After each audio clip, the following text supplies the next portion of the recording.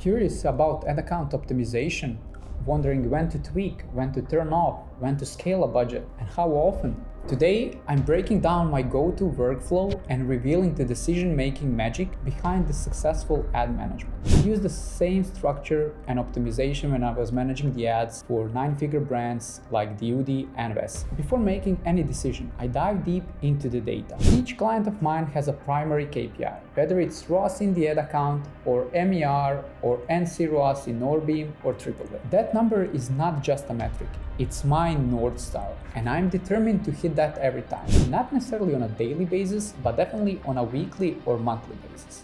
Before I even dive into the ad account optimization, I take a look at revenue, MER, and ROAS for the previous day.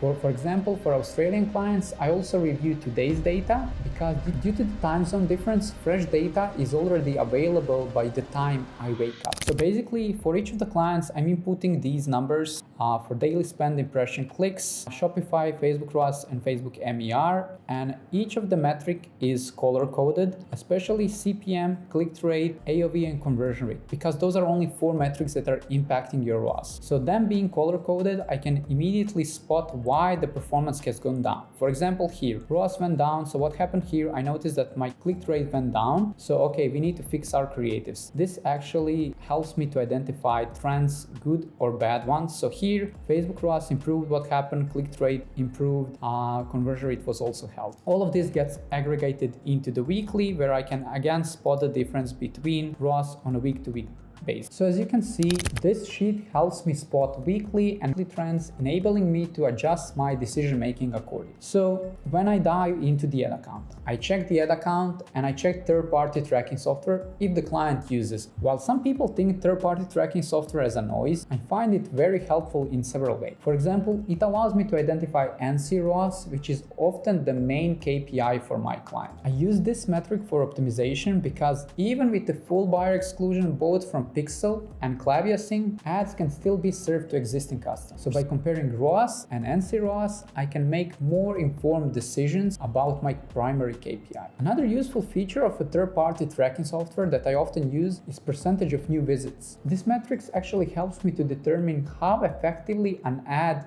is doing the prospecting or retarget. So for example, even if you exclude full list of buyers, website visitors, and even like Facebook and Instagram engagers, and you have an image ad with the offer discount, this ad would 100% primarily be served to the retargeting audience. This maybe sounds a bit counterintuitive, and explaining this to client can be challenging. But when I show them percentage of new visits, as well as the high frequency of the ad, I can demonstrate that ad is effectively doing the retargeting.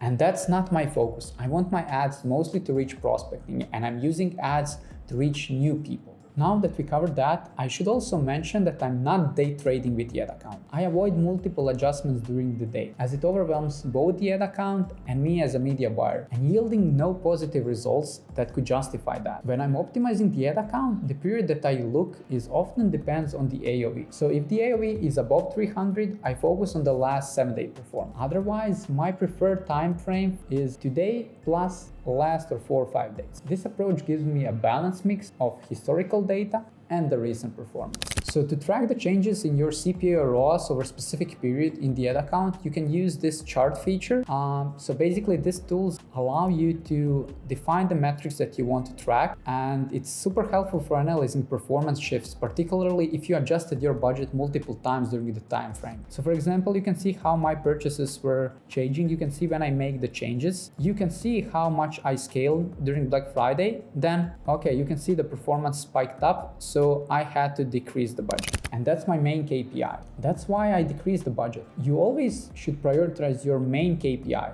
as that's the ultimately where you are making more money, or like where client is making more money. Now regarding the budgets, I should address how often and by what increments I adjust. That definitely depends on how aggressively I want to scale and what the current budget of the ad set is. So for example, if your budget is just $10 or $20, increasing it by 20% every 2 days would not lead to any significant scaling. I usually start my ad sets at 100 or 200, and after 3 days of good performance, I can easily increase them to 150 or 200, then like to 300 or 350 after another 2 days. I do not follow a strict rule or percentage for budget increase. Obviously, you cannot jump from 500 to 1K, but I can easily increase from 50 to 100. I know many of you will probably now ask, but what about resetting the learning phase? But honestly, I prioritize performance. The learning phase doesn't always correlate with the improved results, and exiting the learning phase would not magically boost your performance by 500% or even 50%. I would rather have ad that's stuck in learning but it has a great performance than vice versa. Also, I'm not a fan of duplicating ad set to scale. That's such a 2018 tactic. And I also prefer stability over rapid scaling. And the only time you would see me using surf scaling is during major sale period when I actually expect great results, like what was previously with the Black Friday. If I'm not using third-party tracking software but only Facebook data, I can easily incorporate automated rules. But if I'm using Triple Whale, Norbeam, or click-only ROAS, I have to proceed that manually because I cannot trigger rules based on the third-party tracking data. So for most of the clients, we notice that performance is significantly better during the weekends compared to weekdays. And to maximize the efficiency during this period, I recommend two approaches. One is scaling in advance, which basically means that on Friday evening or Saturday morning, I increase budgets on best performing ad sets, anticipating strong weekend performance. So I would typically raise these by 20 to 50%. Then on Monday morning, I would reduce budgets regardless of how well they performed over the weekend. Approach number two is Advantage Shopping Plus with cost cap. So this is actually my preferred method. I run a high budget Advantage Shopping Plus with only winning ads and a cost cap that I'm comfortable with. This allows me to set a higher budget because there's a low risk of poor performance thanks to the proven ad. So I would not import any ads, I would import only proven ads. And then before the weekend, if the performance is looking decently, I would increase the bid, enabling Facebook to spend more, as I expect a greater conversion rate. Sometimes I would not even increase the bid because the budget is already high and it would just spend more on during the weekend. This budget allows significant scaling, sometimes resulting in 100% higher budget on weekend compared to the weekdays while staying with the consistent CPA. So we cover budgets. Now let's discuss the ad on the ad level. The cost cap gangs believe you should never turn off an ad. However, I audit multiple accounts that were running fully on cost cap where some ads performed terribly. I'm talking about 0.3 or 0.6 ROAS, whether you check last 7 days, last 30 days, or lifetime. And yet these ads remained active. It's mind-blowing to me that these guys would not turn off the ad. I turn off the ad that falls below the target, but there's a caveat. While I agree that the spend is often the indicator of our performance and that Facebook can determine which ad can handle the scale, if the performance is terrible, there's really no reason to keep that ad active. Obviously, this depends on the overall performance. If my results are generally good and I'm scaling and my ad is 10 or 20% below the target or below the average ROAS, I would keep it active. But if my results are declining and I need to reduce the overall budget, I'll be more aggressive in turning off the ads and decreasing budget.